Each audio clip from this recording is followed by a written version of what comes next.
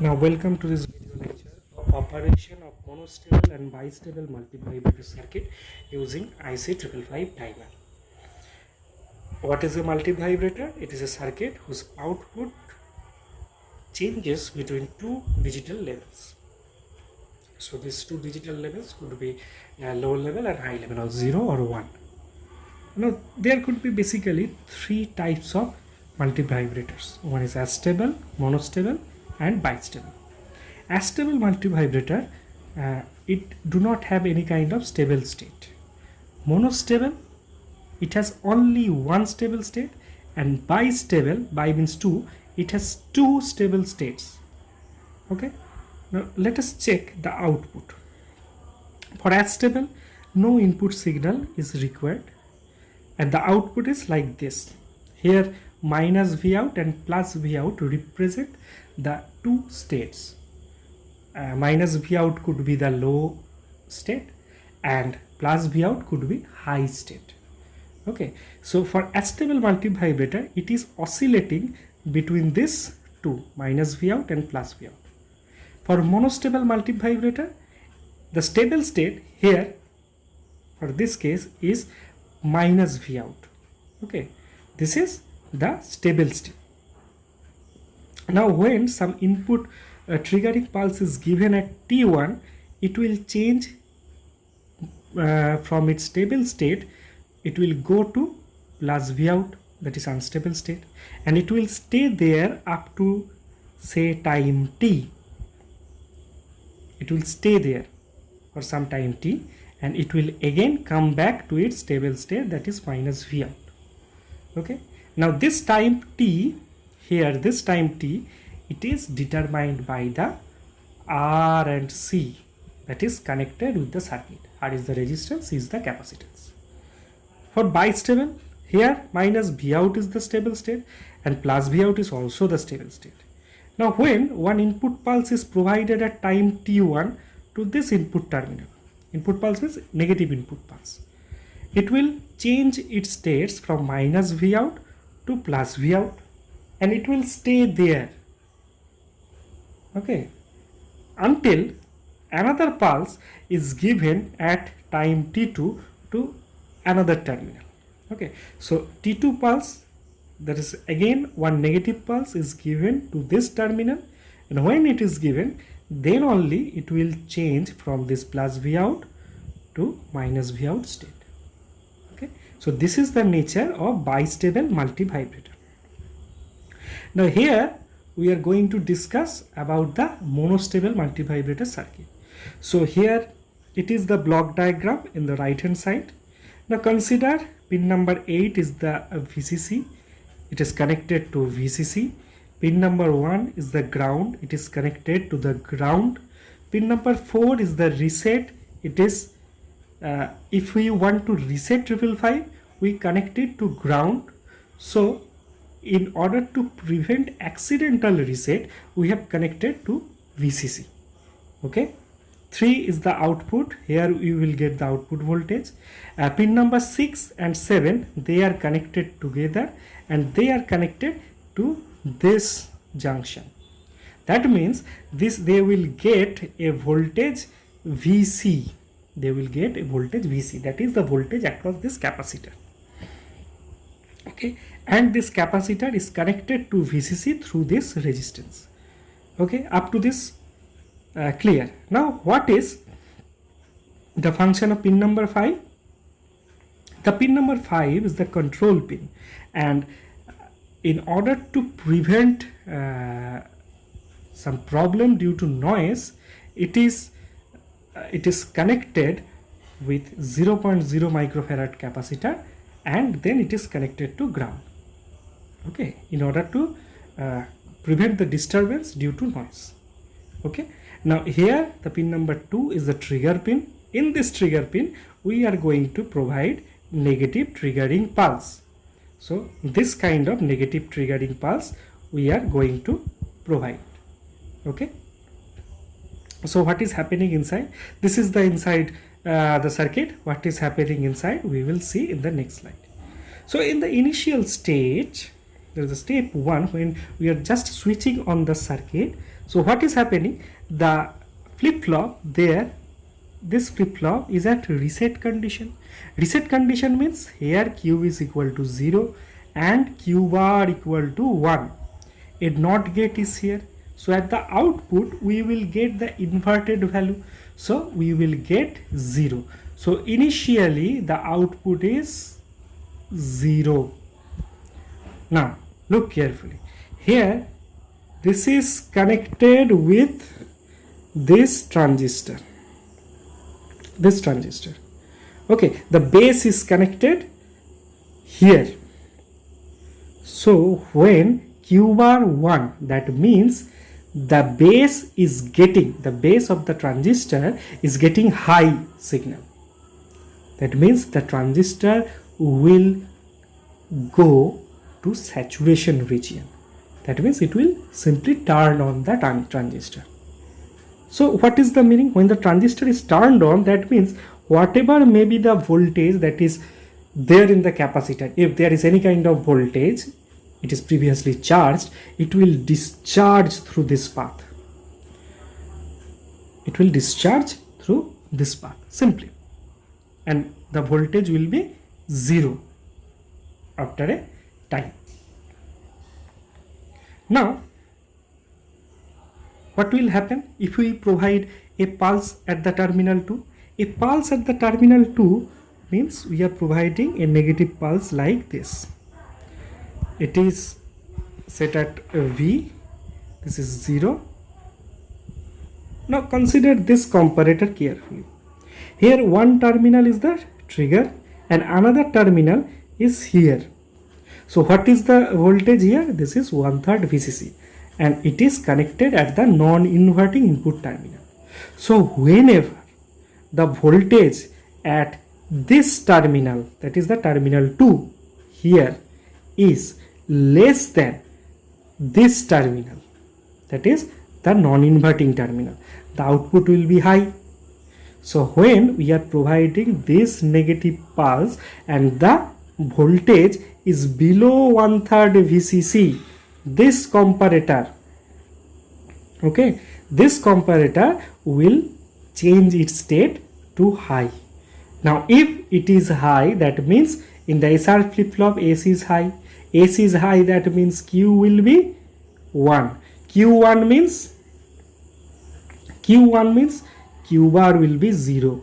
Q bar 0 means this will be 0. This will be 0 means simply the base of this transistor will stop getting any kind of signal. That means it will turn off.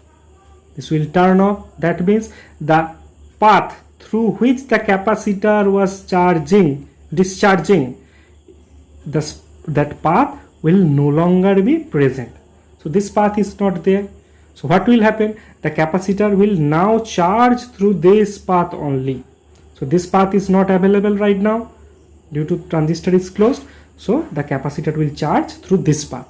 Now what will be the output voltage? The output voltage will be just the inverted value of this.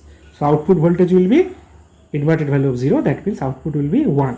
So when the negative triggering pulse is applied at terminal 2, at terminal 3 we are getting, previously it was 0, we are getting 1. Okay, now let us look at the next slide. So this is the path through which the capacitor is discharging. Now when the capacitor is charging and the charging voltage, the voltage across the capacitor has reached beyond 2/3 VCC, what will happen? The capacitor, the voltage of the capacitor will rise exponentially, okay, when it is charging, and when it has reached 2/3 VCC, now check at this comparator. This comparator non-inverting terminal is connected at this point and inverting terminal is connected to this point. So what is the value here? 2/3 VCC. So when this voltage is greater than 2/3 VCC, this voltage at this terminal is greater than 2/3 VCC, the comparator output will be high. Okay, if this is high, that means SR flip-flop R is high, that means this will simply reset the flip-flop. The flip-flop is reset. What will be the Q bar value? Q bar value will be 1. So straight cut, what will be the output? The inverted value, inverted output would be 0. So previously it was 0. When it was triggered, it was turned 1. Now again it has become 0. We will get this kind of output at pin 3. Now consider the case here. Here it is 1. So that means again the transistor will be turned on. Transistor turned on means the voltage 2/3 VCC. The voltage across the capacitor is now 2/3 VCC. It will discharge through this path. Okay, it will discharge through this path. So this is the output of monostable multivibrator. Very simple. This is the VCC when the trigger is given at, this is the pin number 2. Trigger is given when the voltage is less than 1/3 VCC, that is the trigger comparator. The comparator 2, it will operate and the capacitor will start charging exponentially up to 2/3 VCC. When 2/3 VCC is reached, threshold comparator, the comparator 1 will operate and the capacitor will start discharging, and we will get a pulse like this. We can easily calculate the pulse width, that is T1, in the next slide. So at any time the voltage across the capacitor is Vc equal to VCC into 1 minus e to the power minus t by RC at any time. So we just need to calculate the time required by the capacitor to reach 2/3 of VCC from 0 volt. So in place of Vc we have replaced it by 2/3 VCC. So this VCC and VCC will cancel, and if you solve this equation you will get T equal to 1.098 RC, that is T is equal to 1.1 RC. So this is the pulse width that is totally dependent on this resistance and capacitance. Now here are the few applications of monostable multivibrator. It can be used as a frequency divider, it can be used as pulse width modulation, it can be used as missing pulse detector, and it can also be used as a switching relay for on time delay relay. Okay, after some time it will on. That function could be provided with this 555 timer. Now for power electronics point of view, this application is very much important. This could be used to trigger the thyristor for DC-DC converter. This could be used. Now we go to next portion, that is bistable multivibrator. This is the simplest circuit. At the right hand side again the block diagram, 8 and 1 they are connected to according to our need. 3 is the output. The same is for pin number 5 to reduce noise. It is connected through 0.01 microfarad. Now pin number 6 and 7 they are left behind. Pin number 4 that is connected to VCC through this R1, and again this is connected, pin number reset is again connected to ground with the help of this switch S1. Now pin number 2 that is the trigger pin, it is connected to VCC through this R2, and again this is trigger pin is again connected to ground through S2. Now when anybody is pressing this S2, that means the voltage across this trigger will be 0. When this is open, the voltage across the pin number 2 will be VCC. The same case will be there for reset pin also. Now let us check how it operates. So initially the flip-flop here is at reset condition. So reset condition means Q is equal to 0 and Q bar is equal to 1. So what will be the output? Output will be simply 0. The output will be simply 0. We will be getting 0 output. Now when I have pressed this switch S2, what has happened? The voltage here is 0. What is the voltage here at the non-inverting input terminal? That is 1/3 VCC. Now if this voltage is 0, that means this comparator will be high because non-inverting input terminal voltage is greater. So S is 1, that means Q will be, this flip-flop will be set, that means Q will be 1, Q bar will be 0. q bar 0, that means the output, it will be the inverted value, that means output will be 1. That is shown in this graph. This is the trigger input. When the trigger input is given at terminal at pin number 2, the output here we are getting from, it has switched from 0 state to 1 state. Now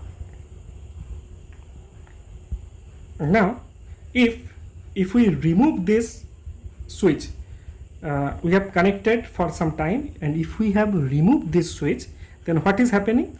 This is again 1. Now say this is VCC, this is 1/3 VCC. The comparator will change from 1 to 0, but look at the input of this flip-flop. The input here is 0 and 0, so it will not change its state, so it will be 0. So what will be the output? The inverted value, that is 1.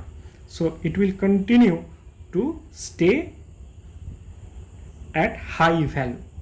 Now consider what will happen if we press the switch S1 like this, then the reset pin here will be directly connected to the ground. That means this flip-flop will be reset. That means the output of Q will be 0 and Q bar will be 1. Q bar 1 means the output at ultimate output will be at pin number 3 will be 0. So we will be getting a waveform like this. Okay, so this is the waveform. When a trigger input is given as pin number 2, a negative pulse is given at pin number 2, it has changed its state from 0 to 1. When at the reset, a negative pulse is given at reset pin, it has changed its state from 1 to again 0. So this is the output waveform.